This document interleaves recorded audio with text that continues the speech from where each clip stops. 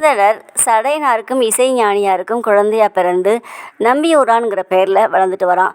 அவன் பார்க்கறதுக்கு ரொம்ப அழகாக இருப்பான். ஊர் மக்கள் அனைவரும் அவன் மேலே தான் கண்ணு. செந்தாமரை மேனியும் கருவண்டு போல கண்களும் உடையவனாக இருக்கான். பார்த்தா பார்த்துட்டே இருக்கணும் போல அவ்வளவு அழகாக இருக்கான். ஒவ்வொரு நாளும் அவனுடைய அழகை எல்லோரும் சொல்லி மகிழ்வாங்க. அவன் வீட்டு வாசலில் ஒரு நாள் பொம்மை வச்சு விளையாண்டுட்டு இருந்தான். அந்த சமயத்தில் அங்கே நரசிங்க முனையார் அப்படிங்கிற அரசர் வராரு. அந்த குழந்தைய பார்த்துட்டு எடுத்து கொஞ்சி முத்தமிட்டு, இது யார் குழந்தை அப்படின்னு கேட்குறாரு.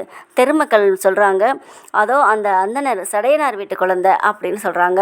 உடனே அவர் வீட்டுக்கே போய் அரசர், இந்த குழந்தை ரொம்ப அழகாக இருக்கான், என் உள்ளத்தை கவர்ந்துட்டான், இவனை பார்க்கும்போது சாட்சாத் சிவபெருமானை பார்க்குற மாதிரியே இருக்குது, எனக்கு இவனை வளர்க்கணும் போல் ஆசையாக இருக்குது, அதுக்கு நீங்கள் அனுமதிப்பீங்களா அப்படின்னு கேட்குறாரு அரசர்.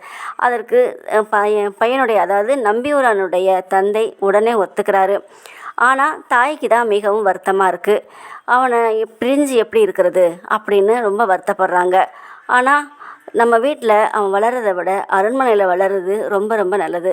கல்வி கேள்விகளில் சிறந்தவனாகவும் சகல கலைகளையும் கற்றுத்தேர்ந்த பலவானாகவும் வளர்வான்.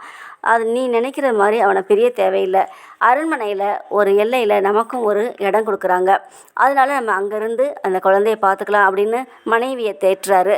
அதுக்கப்புறம் அந்த குழந்தை நன்றாக பட்டாடையும் பஞ்சு மெத்தையும் பால் சோறும் சாப்பிட்டு நல்ல திடகாத்திரமாகவும் தைரியசாலியாகவும் வளர்ந்துட்டு வரான். அந்தனர் வீட்டு குழந்தைங்கிறதுனால அவனுக்கு உரிய வயதில் உபநயனமும் செய்கிறாங்க. அதுக்கப்புறம் வயது வருது, 16 வயது ஆகுது. 16 வயதுலேயே அந்த காலத்தில் ஆண்களுக்கெல்லாம் திருமணம் செய்வாங்க. அதனால் அந்த நம்பியூரானுக்கு பெற்றோர்கள் திருமண ஏற்பாடுகளையும் செய்கிறாங்க. புத்தூரில் சடங்கவியார் அப்படிங்கிற வேதியரின் மகளை திருமணம் செய்யணும் அப்படின்னு எல்லோரும் முயற்சி பண்ணி அதனுடைய வேலைகளை செஞ்சிட்ருக்காங்க. இந்த கதையின் தொடர்ச்சியை அடுத்த பதிவில் பார்க்கலாம்.